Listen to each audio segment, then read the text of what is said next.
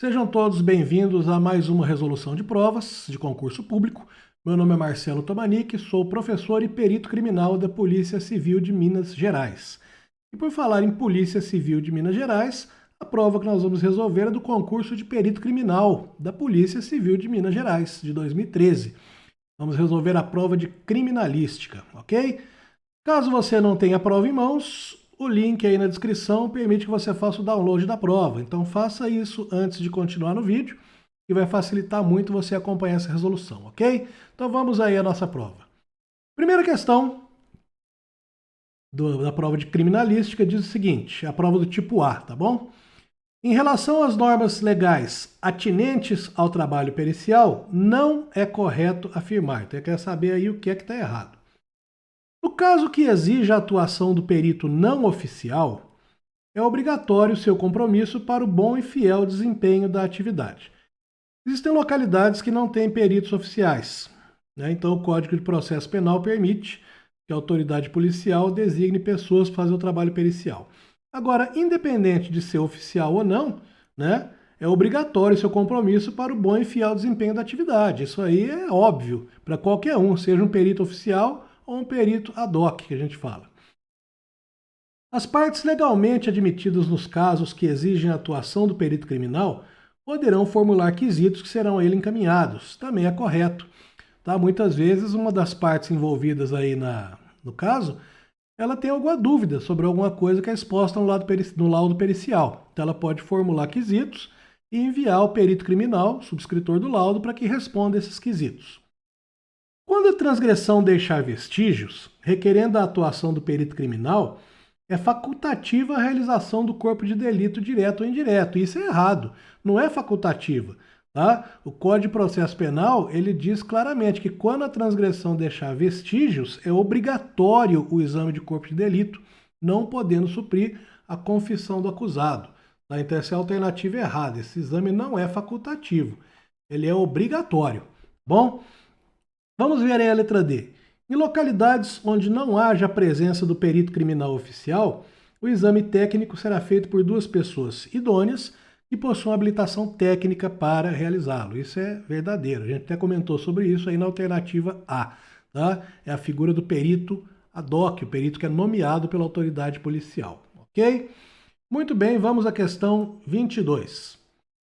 Nos casos de crimes contra o patrimônio, com relação à avaliação prevista nas normas legais, é correto afirmar. Uma das perícias que a gente faz, né, em crimes contra o patrimônio é a avaliação. Às vezes a pessoa tem um prejuízo causado por um furto, por um dano, né, e a autoridade policial quer saber qual a monta, né, desse prejuízo. É o perito quem vai dizer, isso aí é avaliado em tantos reais, tá? Então é correto afirmar. Somente objetos em perfeitas condições de manutenção, uso e funcionamento serão avaliados diretamente. Isso é errado. Você avalia qualquer coisa. Tá? Pode estar em boas condições ou em más condições. Inclusive, as más condições podem ter sido causadas pela ação delituosa, por um dano, por exemplo. Somente serão solicitadas ao perito criminal avaliações de objetos que permitam seu deslocamento à presença do expert para a realização, para que o trabalho se desenvolva contento. É errado. Existem avaliações chamadas avaliações indiretas. Tá? O perito faz ele a partir do seu posto de trabalho, do seu posto pericial. A avaliação indireta é solicitada quando o perito possui apenas informações acerca do objeto em questão, fornecidas pela vítima, independentemente de constarem ou não dos autos, tá? Isto aí também é errado, tá? Por quê? Porque o perito ele pode realizar essa avaliação indireta com base em qualquer outra informação que ele tiver. Às vezes chega lá e fala, é um telefone celular marca Samsung modelo X. O perito às vezes não tem informação da vítima. O que ele faz? Ele busca, né, essas informações técnicas na internet, em lojas de conserto de celulares e etc. Tá? Isso aí está errado também. Bom, se até a letra C nenhuma está certa, né? A resposta aí vai ser a letra D. Quando acionado para proceder a uma avaliação direta, aquela que o perito tem contato com o objeto, o perito estará se deparando com o objeto in natura, podendo contar com sua perspicácia, sua acuidade técnica e seus órgãos de sentido para desenvolver o seu trabalho. Sim, tá? Na avaliação direta, quando você tem um objeto ali em loco, in natura, né, você conta, dentre outras coisas, com perspicácia, acuidade técnica e órgãos de sentido para desenvolver o seu trabalho. Então a resposta certa é a letra D. Ok? Muito bem, prosseguindo na nossa prova, né, questão 23. No estudo das normas legais atinentes ao trabalho técnico pericial, não é correto afirmar. Ele quer que coloque o errado. Como eu já sei que o errado é a letra A, vou começar da letra D. O perito constará no laudo pericial as alterações perceptíveis quando do levantamento de local, fazendo menção de suas consequências no respectivo relatório técnico. Verdade. Muitas vezes nós peritos chegamos a um local e por motivos diversos, muitos deles justificáveis, esse local foi alterado para prestar socorro a uma vítima, por exemplo. Então a gente consta, olha, quando eu cheguei lá, isso aqui tinha sido modificado porque foi necessário prestar socorro a uma vítima e isso causou tal alteração, etc e tal. Eu devo colocar no meu laudo pericial que houve alteração e qual a influência dessa alteração na realização do meu trabalho. No exame documentoscópico, atinente ao reconhecimento de escritos, tá? A autoridade requisitará, se necessário, documentos de estabelecimentos ou arquivos públicos. Sim, você às vezes já aconteceu comigo, né? De você precisar fazer uma perícia em uma assinatura. E a pessoa que forneceu aquela assinatura ela não estava em condições de assinar de novo. Era um senhor que já estava sofrendo de Alzheimer, né? Eu recorri ao cartório da cidade, com ordem judicial, óbvio, né? O juiz me deu uma ordem, eu fui ao cartório e daquele cartório eu peguei os cartões de assinatura desse senhor. Com eles que eu fiz o exame pericial, tá bom? Então, muitas vezes você vai pegar documentos de estabelecimentos, não necessariamente públicos, e arquivos públicos também, no caso do cartório. B. É permitida à autoridade requisitante de um trabalho pericial outra solicitação acerca do mesmo fato ou local quando haja divergência entre os peritos. Sim, tá? A autoridade policial ela pode requisitar, ela pode fazer quantas solicitações ela quiser acerca do local, até que ela consiga formular um entendimento claro daquilo que está sendo investigado. Tá? E não só quando houver divergência entre os peritos. Bom, muitas vezes, infelizmente, um laudo pericial é mal feito. Existem peritos que fazem trabalhos que são verdadeiras porcarias, infelizmente. Então, muitas vezes o delegado pede a um segundo perito que faça de novo aquele exame, tá? Em vista da qualidade deplorável do primeiro laudo. Bom, resposta certa, ou seja, que não é correto afirmar, é a letra A. O magistrado, ao ter em mãos o laudo pericial, aceita ou recusa o trabalho? Não, ele não aceita nem recusa. O laudo pericial, quando chega às mãos do magistrado, tá, já é um inquérito concluído, certo? Então, ali o inquérito está concluído, fechado, o magistrado aceita ele daquela forma. Ele não manda refazer, ele não recusa aquilo, tá? Ele vai pedir esclarecimentos, certo? Se ele achar que, por exemplo, uma parte ele não está muito clara, ele vai te pedir um esclarecimento, ou uma das partes vai formular um quesito para vocês, tá bom? Muito bem, essa foi a nossa terceira questão. Resposta aí que não é correta afirmar é a resposta da letra A, ok? Muito bem, aí está meu Instagram, tá? Me siga no Instagram, apareça lá para a gente trocar uma ideia, para você tirar suas dúvidas. Que se você quiser saber como é que é meu trabalho aí na perícia criminal em Minas Gerais, no interior, eu sou um perito da roça, tá? Eu trabalho na cidade de Araxá. Mande suas dúvidas lá. Eu sempre respondo todo mundo, mesmo porque eu tenho poucos seguidores. Mas é o seguinte, eu espero aí que esse trabalho que eu venho fazendo aqui nesse canal esteja ajudando você a se preparar para o seu concurso. E se eu estiver te ajudando, eu também quero pedir a sua ajuda.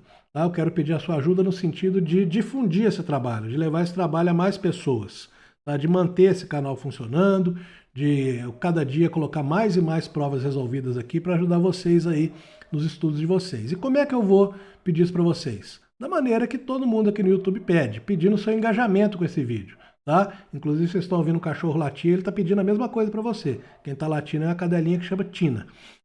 Tá? Ela está pedindo aí para você curtir esse vídeo, compartilhar, se inscrever no canal, tá? De maneira a gente conseguir levar esse conteúdo ao máximo de pessoas possível, tá bom? Aqui nesse canal nunca nada vai ser pago, nunca nada vai ser restrito. Tudo aqui vai ser liberado para todo mundo que quiser assistir. Não vai ter área de membros, não vai ter nada, nem assinatura, nem o que porventura aparecer aí que seja cobrado, tá bom? E a Tina está latindo lá fora pelo segundo motivo também que eu peço o seu engajamento.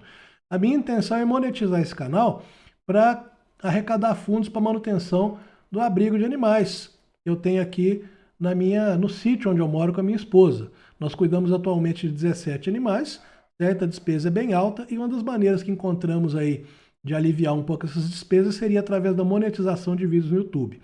Então, conto aí com a sua ajuda também para essa causa aí. Nós estamos atualmente com 17 animais abandonados aqui em casa, tá? Se você quiser conhecer um pouquinho desses animais e do que a gente faz aqui com eles, no final do vídeo aí, da resolução da prova, tem um videozinho dos 3 minutos para você conhecer, ok?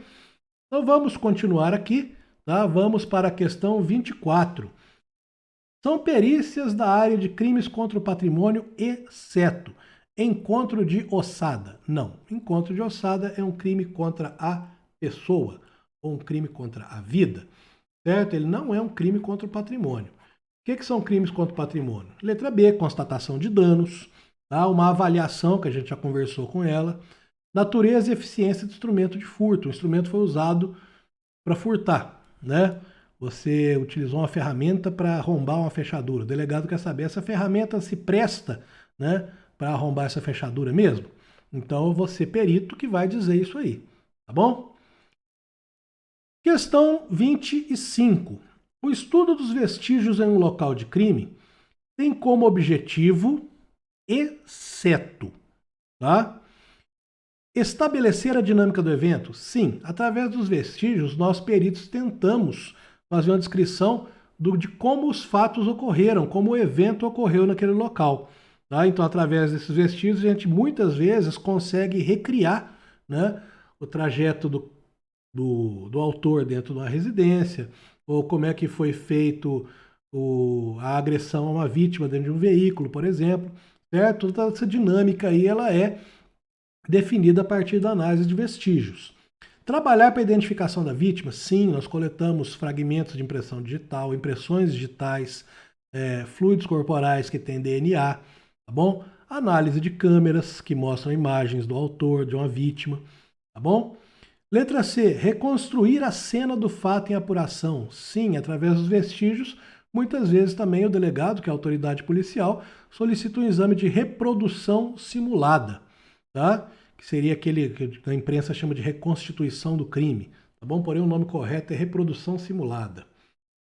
Exceto, o que o estudo dos vestígios não permite? Demonstrar subjetivamente a existência do fato delituoso.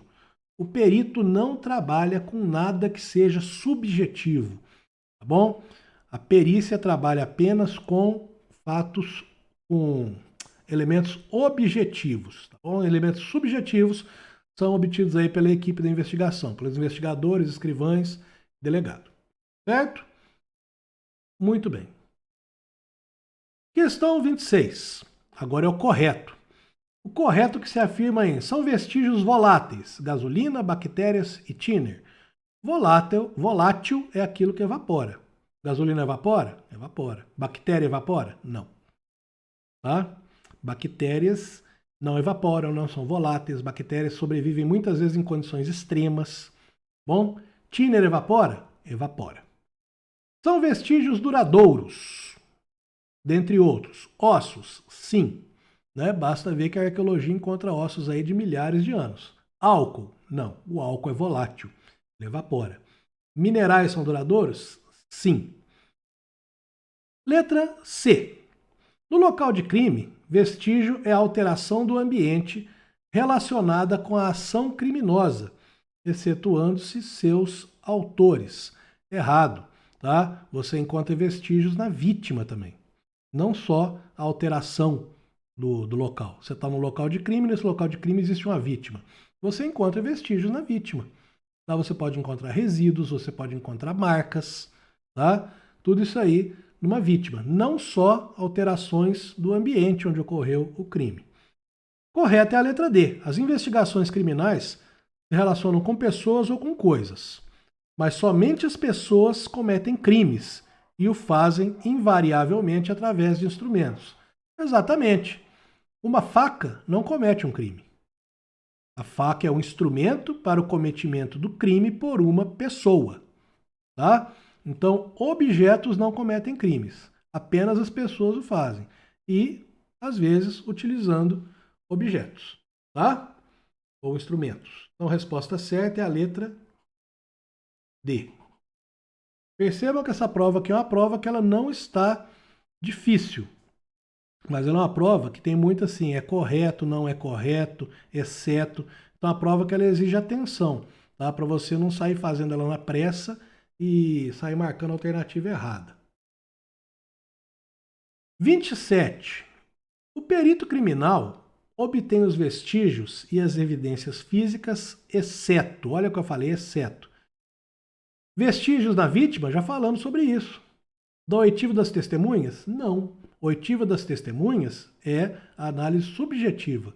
Quem trabalha com isso aí são investigadores, escrivães e o delegado. Peritos não conseguem vestígios daquilo ali, tá? Então, exceto do oitivo das testemunhas, que é a letra B. Do suspeito e seu ambiente? Sim, a gente pode coletar resíduos no suspeito, pode coletar DNA dele, pode coletar impressões digitais, certo? Do ambiente do crime. Bom, da cena propriamente dita do crime também. Letra D, então, também está certa. Bom? Questão 28. Quanto ao referencial de produção, classificam-se os vestígios, exceto como? Vestígio ilusório existe? Existe. O vestígio ilusório é aquele que você pensa que ele é um vestígio, mas depois, quando você vai fazer a sua análise, você percebe que ele não tem nada a ver.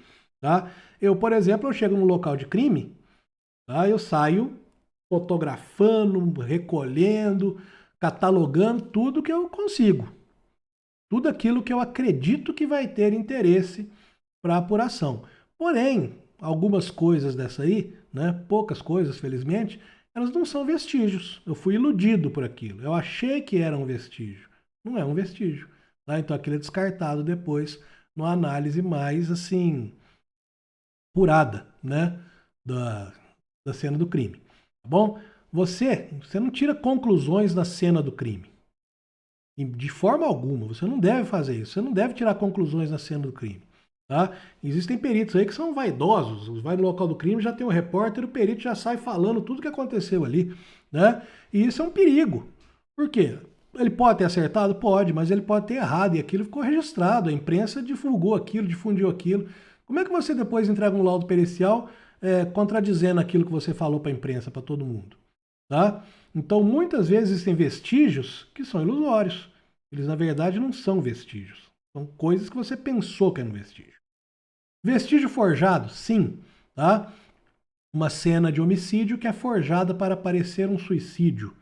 Né? Eu já tive um caso desse há muito tempo atrás, em que o marido agrediu a esposa, levou à morte, né, e forjou uma cena de suicídio. Colocou vestígios lá forjados. Só que, felizmente, o negócio foi tão mal feito que a gente viu que não tinha condições. Vestígio alternativo? Olha, não existe isso. Ou é ou não é. Ah, esse é um vestígio alternativo. Ele pode ser, vou usar, não vou. Não existe isso. Tá? Não existe vestígio alternativo, não. Então, o exceto aqui é a letra C. Coisa horrorosa, vestígio alternativo. Tá? E o vestígio verdadeiro. O vestígio verdadeiro é aquele que leva a gente a avançar, né, na análise do fato, que leva a gente a avançar na conclusão da nossa perícia. Ok? Muito bem. Questão 29. Analise as afirmativas e identifique-as com verdadeiro ou falso, conforme sejam verdadeiras ou falsas. São três as finalidades da prova material: constatar a existência do delito, sim. Verificar sua dinâmica, sim. Indicar a autoria, sim. Verdadeiro. As origens dos vestígios se subdividem em biológica e fisiológica, química e físico-mecânica. Sim, tá? São as três naturezas de vestígios aí. Os vestígios biológicos ou fisiológicos seriam fluidos corporais, por exemplo. Química seria um combustível usado para incendiar uma casa, por exemplo. E físico-mecânica são aquelas de interações como um objeto contundente que é usado para agredir uma pessoa ou para arrombar uma porta. Bom, isso aí também é verdadeiro.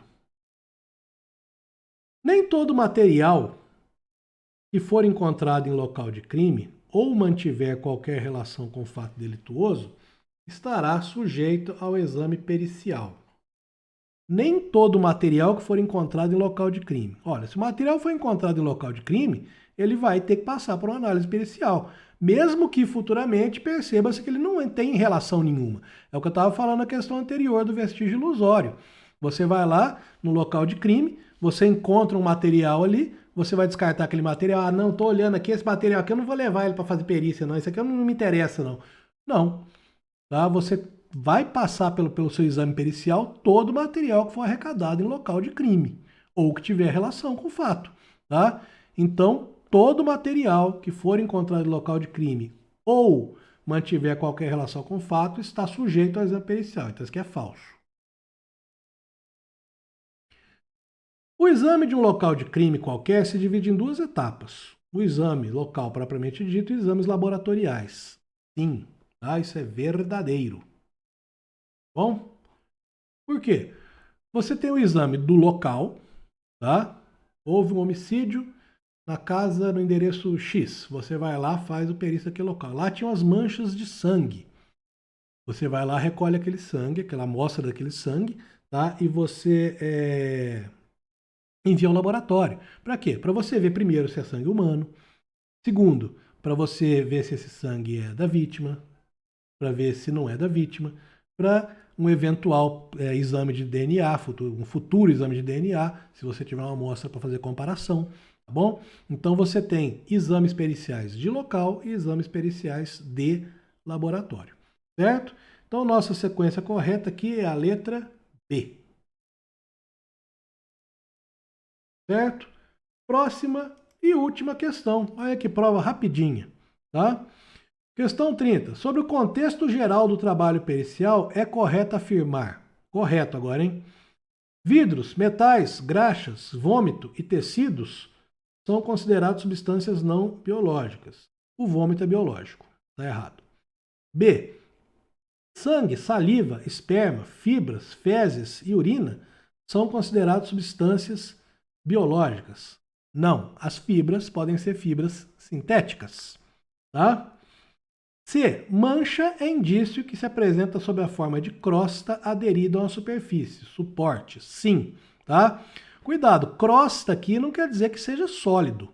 Uma mancha de sangue, por exemplo, você pode encontrar ela antes da coagulação, tá? E ela está sempre aderida a um suporte. Você não vai encontrar uma mancha de sangue voando pelo local, tá? Você vai encontrar essa mancha de sangue no piso, sobre uma roupa, sobre um móvel, tá bom?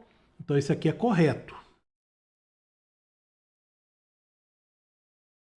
Letra C de correto. Letra D.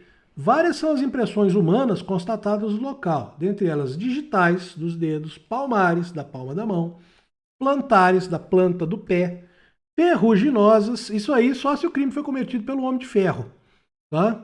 E dentárias. Uma mordida, por exemplo, é uma impressão humana, tá bom? Agora, ferruginosa não. Ferrugem é óxido de ferro. Então, a não ser que o crime tenha sido cometido pelo homem de ferro, tá? Você não tem esse tipo de impressão. Bom, muito bem, chegamos ao final da nossa prova. Até agora foram 24 minutos de vídeo. Perceba que foi uma prova rápida, uma prova tranquila, tá? Uma prova relativamente fácil. Agora, prova fácil é perigoso, porque se ela é fácil para você, ela é fácil para o seu concorrente, tá? Então ela é fácil para todo mundo. E a prova fácil, a gente tende, eu pelo menos faço muito isso, e outras pessoas que fazem também, a gente tende a não, entre aspas, respeitar a prova. Ah, essa prova está muito fácil, eu vou fazer de qualquer jeito. Tá? Você fazendo de qualquer jeito, você erra.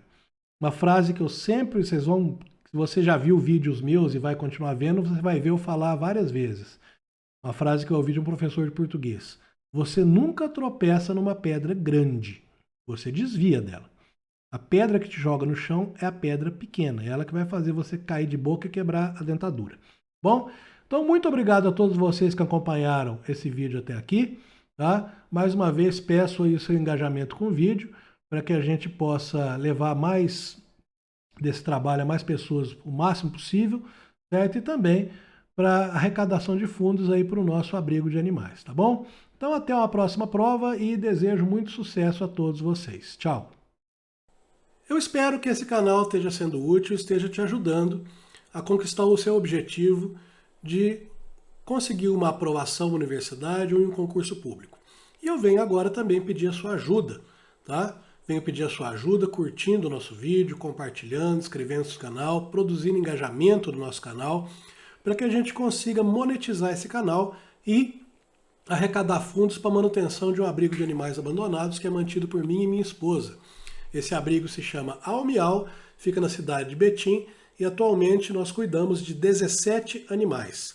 Aí você tem uma foto da minha esposa com alguns dos nossos cachorros. E os animais eles são abandonados principalmente porque estão idosos ou geram despesas veterinárias. No caso do cachorro que está aí no colo dela, o Boris, ele é um cachorro de raça, acreditamos seja um American Bully, certo? E ele foi abandonado na rodovia que liga Belo Horizonte a Araxá, justamente por ser idoso. Ele é idoso, tem problemas de pele, de articulação, gera despesas veterinárias e para pessoas que eu não sei nem dizer o que são, se torna um cachorro indesejável. Todos os nossos animais chegaram aqui com uma história de sofrimento. O Bigode, por exemplo, chegou com obstrução urinária.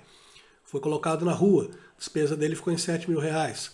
O Hulk é um gato que sofreu fratura. Também não ficou com uma despesa pequena. São procedimentos caros, certo?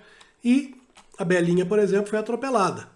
Também gerou despesa para que ela pudesse ter a sua patinha engessada. Tomou um banho também e agora está aí feliz. Nem todos os animais que estão aqui são abandonados, mas todos têm história de sofrimento. O Zeus, por exemplo, esse pitbullzinho desnutrido que vocês estão vendo na foto, foi resgatado de um acidente pelo corpo de bombeiros junto com o irmãozinho dele. Ele foi resgatado de um veículo que estava numa ribanceira de praticamente 10 metros de profundidade. Infelizmente, os ocupantes do carro faleceram. Ele ficou comigo 3 dias na delegacia onde eu trabalho e ninguém apareceu para reclamar os animaizinhos. Eles vieram parar aqui em casa, então também hoje estão saudáveis, felizes e contentes. As despesas de um abrigo de animais, elas são altas. A gente tem alimentação, a gente tem higiene, a gente tem veterinário, controle de pulgas. Não basta só colocar os animais da rua para dentro, né? Fazendo isso, você está trazendo a rua para dentro da sua casa. Então peço para vocês mais uma vez sua colaboração, engajando com nossos vídeos, frequentando o nosso canal, para que o YouTube consiga, né, aprovar nosso canal para monetização e gerar esses fundos. Caso você queira e possa, principalmente, fazer uma doação, essa é a nossa chave Pix. Vai cair em uma conta do PicPay no meu nome, porque eu não posso ter CNPJ por ser policial, mas uma conta exclusiva para o abrigo. Peço a você que não abandone o seu animal. Tá? E se você estiver pensando em ter um animal, pense na responsabilidade e pense principalmente também em adotar um animal. Existem vários animais aí que estão à procura de um lar. Ok? Grande abraço, volte sempre aqui. Nós sempre teremos conteúdos para ajudar você a conquistar seus objetivos. Tchau!